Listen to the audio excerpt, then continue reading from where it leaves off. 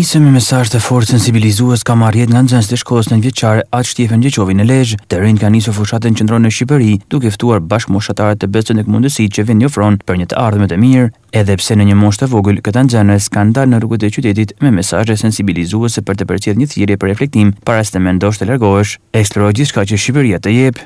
Në vitet që ne jemi në kohët e sotme, shumë të rinj, shumë magjëren që kanë mbushur 18 vjeç, duan të largohen për arsyen për një jetë më të mirë.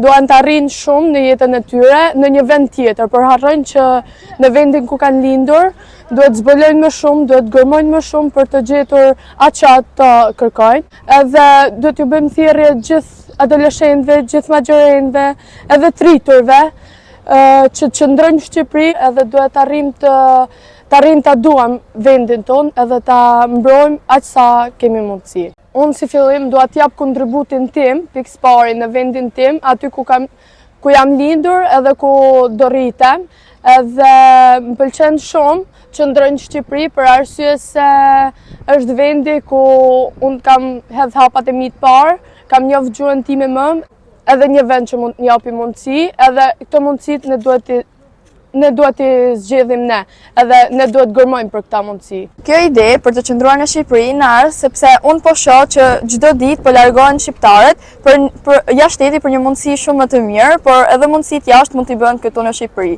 Edhe u bë këtë thirrje të rinjve sepse ato po largohen më shumë. Besoj që kam gjetur shumë mbështetje në to sepse ato kanë nisur që ta pëlqejnë më shumë Shqipërinë edhe që të rrinë më shumë sepse tani po e shohin që Shqipëria është një vend shumë i mirë për ne edhe për të rinjt.